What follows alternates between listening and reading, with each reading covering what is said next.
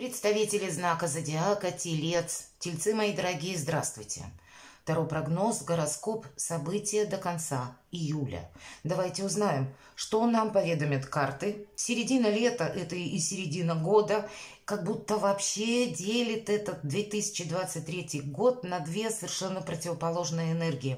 И происходит это именно потому, что много планетарных каких-то событий будет во вторую половину года. Сатурн у нас в рыбах, а Юпитер, вторая большая планета, и обе они планеты власти или где-то какого-то порядка, структуры. Так вот, Юпитер у нас уже находится в вашем знаке с конца мая. И вот теперь у нас происходит 18 июля смена лунных узлов. И если это раньше была ось Телец, Скорпион, вот это все заканчивается, ваши энергетики как бы отходят на второй план. И у нас теперь ось Овен, Весы. Это достаточно сильная марсовская энергия, когда мы хотим настоять на своем. Так вот, лунные узлы, что это? Их раньше еще называли как ось дракона. Их всего два.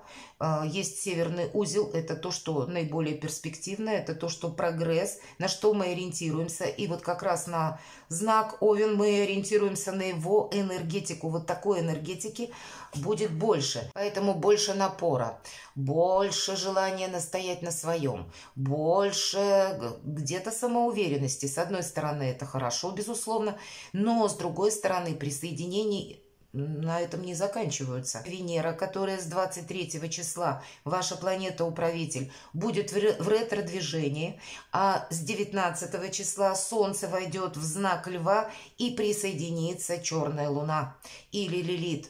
А это всегда словно обострение какой-то обстановки. Почему? Потому что ведь что такое черная луна? Это, по сути, то, чего нет. Это какое-то зазеркалье. Это то, что где-то в нас дремлет, а потом прорывается наружу. И это ведь не только на человеческом или межчеловеческом уровне проигрывается. Это еще и проигрывается в таких масштабных соизмерениях. Поэтому нужно быть готовым к тому, что могут быть такие дни, когда к нам приходят новости, которых мы совершенно не ожидали. Где-то с элементом агрессии такое тоже может быть. Не совсем адекватное поведение, поэтому мы с собой не рискуем. В этот период, наверное, начиная с 17-го, а может быть, если мы говорим про Сатурн в рыбах, тогда же и недели раньше где-то мы можем как раз ощущать вот какую-то турбулентность в принципе. И в последующем у нас 23 числа Черная Луна или Лилит присоединится еще и к Меркурию. А Меркурий, мы знаем, это информация. Значит, будем еще и внимательны, помимо того, что вообще к пространству, к людям, что они говорят, как они себя ведут, чтобы где-то себя буквально обезопасить. Будем готовы к разного рода каким-то сообщениям, новостям. Так вот, и по части Меркурия и Лилит в соединении это есть опасность. Ведь Меркурий отвечает за средства коммуникации, за интернет, где-то это вот его вотчина. И поэтому будьте внимательны, не переходите по каким-то ссылкам. Будем аккуратны к электронным системам расчета тоже. Где-то и за это тоже отвечает Меркурий. Могут быть какие-то сбои. Фишинг у нас тоже никто не отменял. Поэтому как-то мы себя страхуем, это точно. И эти энергии, вот такая турбулентность, ведь она не заканчивается в июле. Где-то мы до конца года уже будем жить вот в таком состоянии, когда что-то отстраивается заново. Но, наверное, как по карте нулевого аркана, хаос перед началом творения.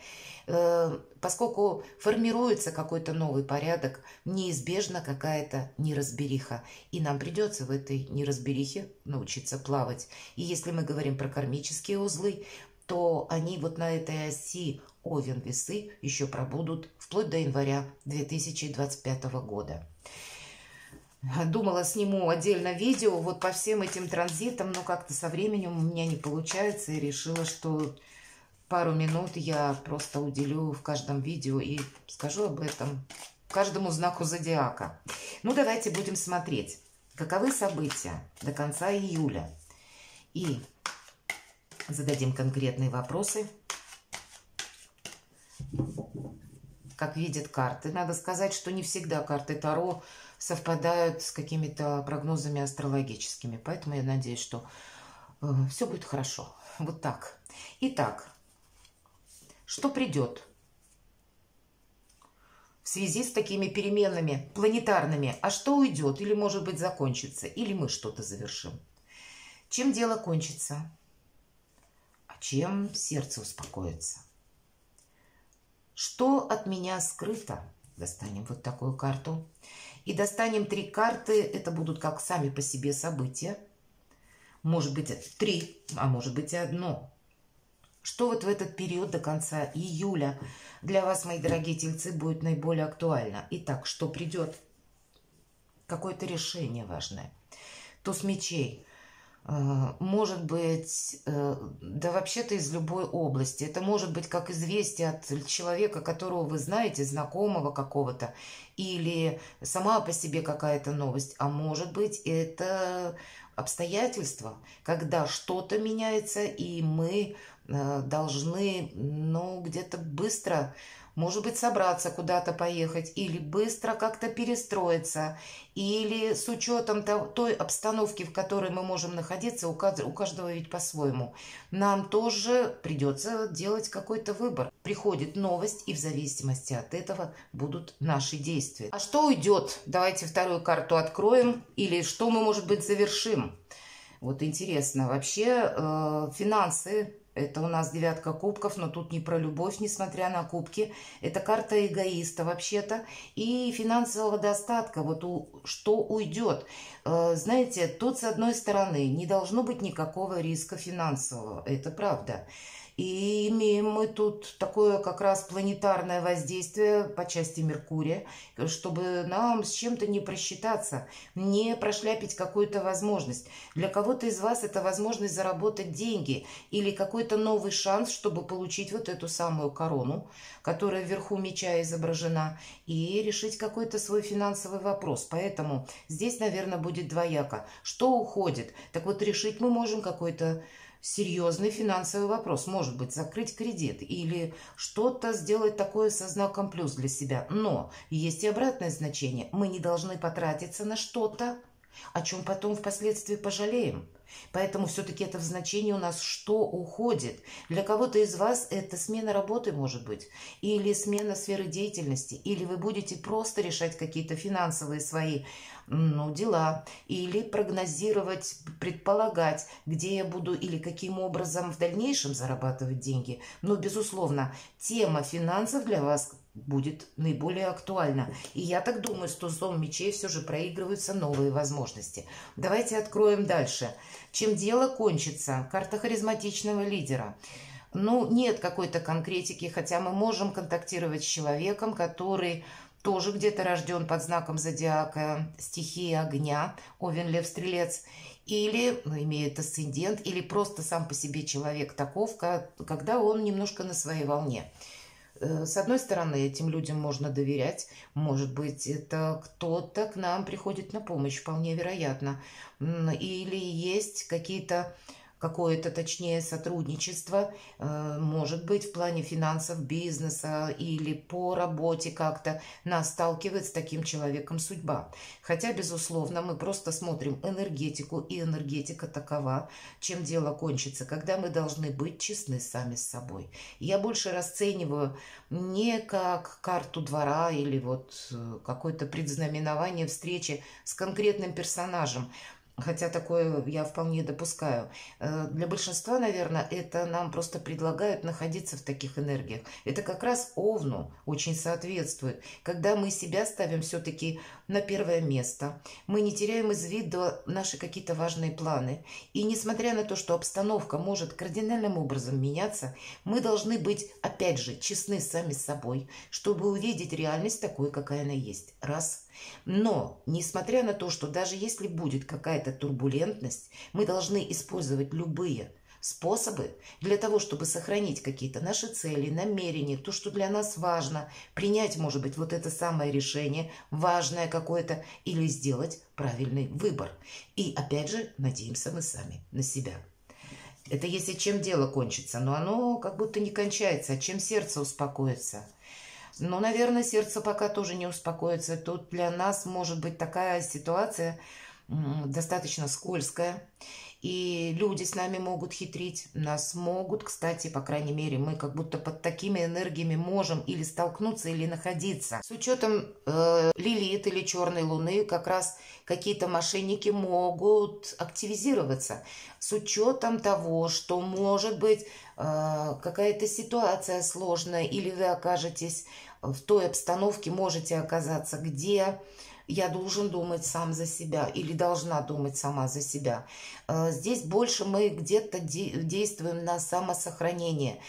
Предположить, если что, люди могут быть нечестными до конца, или то, что будет каждый как будто свою скрипку играть или продавливать какой-то свой интерес. Так вот, нам нужно тоже где-то быть в тех же энергиях. Не рассказывать о себе много, может быть, буквально, или не делиться тем, что мы собираемся делать. Как будто не афишировать свои мысли, буквально, может быть, и планы, потому что иногда и какую-то идею можно украсть.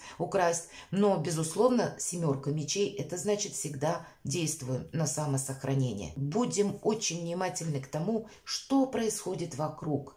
И, может быть, нам придется применить те методы, которыми мы прежде не пользовались. А для нас это будет единственный какой-то, правильный выход. И вполне вероятно, что придется нам этим воспользоваться. Так что же от меня скрыто, давайте узнаем. Какой-то денежный вопрос или до поры до времени может быть скрыта какая-то новость, о чем-то мы не знаем, но мы, скорее всего, узнаем. И я могу предположить, это какая-то, может быть, денежная новость или предложение, которое касается денег, или, может быть, с учетом 7 мечей, у кого-то все же может проиграться, главное не попасть в какую-то авантюру. Вот правда, в конце июля это тоже будет для нас важно. Или к нам может прийти информация иногда по тузу Пентаклей, ведь он похож на рулетку, как будто, да, на колесо фортуны. Нам может приходить какая-то новость или известие, наверное, не одна будет, это точно, причем такая, знаете, громкая или что-то очень как важное. Так вот, туз Пентаклей иногда проигрывается как та новость, которая нас выбивает из колеи, мы не знаем, как к этому относиться, или мы планировали что-то одно, а тут нам надо свои планы будет пересмотреть. В последующем, когда мы оглянемся назад, когда пройдет какое-то время, мы поймем, что это было необходимо. Вот это как часть какой-то нашей трансформации. Но на момент именно получения такого известия нас это где-то может шокировать. Вот к этому тоже надо быть готовы. Но я надеюсь, это не для всех проиграется. Тем не менее, озвучить я это должна, потому что, конечно, в первую очередь это получение денег. Поэтому, если скрыто, значит, есть какой-то денежный вопрос, который вы можете или должны, может быть, рассмотреть, может быть, что-то просчитать. Надо этим как-то правильно распорядиться. Безусловно, тема финансов для вас, мои дорогие тельцы, будет, это, как знаете, в центре вашего внимания во второй половине июля. И я могу предположить, что если стоит на повестке дня вопрос, где я могу конкретно больше заработать денег, то как будто к концу июля вы уже этот вопрос для себя точно решите. Я не говорю, что вы деньги уже буквально получите, хотя у кого-то и так может быть. Может быть, это нам где-то придется вот так вот изворачиваться в финансовом плане, чтобы где-то и бреши какие-то закрыть, и в то же время остаться при какой-то сумме. Тут ведь абсолютно разная у каждого может быть ситуация. Давайте мы события посмотрим. Деньги будут определенно, мои дорогие, и я так думаю, это карта меценатства. Тут нам, с одной стороны, как люди могут прийти на помощь финансами, поддержать нас. Или, если вы человек творческих профессий, то, безусловно, это как будто мы можем столкнуться или встретить такого человека, мецената, которому и мы интересны, и наше творчество, и который проекты наши может поддержать. Правда, это на самом деле проигрывается. Но есть еще и само по себе, как финансовый успех, победа какая-то финансовая, и это вот в событиях, как будто, да, действительно, может быть, вы сейчас уже занимаетесь каким-то проектом или какое-то дело у вас есть, которому вы придаете большое значение, и Ну вот на момент, пока вы смотрите, думаете, проиграется или нет, смогу я это осуществить или нет. И тут как будто бы да. Но есть такой элемент, посмотрите, еще один туз у вас, 3 туза. Какой-то очень судьбоносный период для вас может быть, мои дорогие тельцы. Причем в разных сферах. Тут как информационная, как финансовая сфера, так и личные какие-то достижения, амбиции, которые могут переплестись в один как Гордиев узел. Или, может быть, это какие-то новые возможности, когда все эти сферы вы сможете, знаете, так гармонично совместить, но мы не должны нарушать закон. Когда выпадает карта справедливость, посмотрите, это старший аркан, мы действуем по справедливости. Начиная какое-то или продолжая даже дело, мы должны быть абсолютно уверены, как сработает в отношении нас закон. Поэтому может быть, вам придется обратиться за консультацией к юристу, к адвокату или начать изучать закон в том контексте, который применим к какому-то вашему плану. Или мы можем как будто что-то согласовывать, может быть, в высоких инстанциях, обратиться к чиновникам, подписывать какие-то документы. Иногда проигрывается в том значении, что, ну, может быть, нам какой-то нужно документ составить, очень важный, который именно должен быть в высоких инстанциях подписан. Или, может быть, нам нужно какое-то дело обустроить, и мы хотим узнать, каков порядок, последовательность наших действий. Такое тоже иногда проигрывается. Но в основном, конечно, нам показывают как раз те самые весы, и нам о чем говорит карта? Эмоциональный баланс придется держать, не рисковать собой. И если мы где-то очень внимательны к окружающей обстановке, мы не соглашаемся на какие-то скользкие ситуации, избегаем, может быть, и людей таких мутных, непонятных, что от него ожидать, тогда и закон в отношении нас будет работать со знаком плюс. Это как будто больше какая-то гарантия. Нам придется,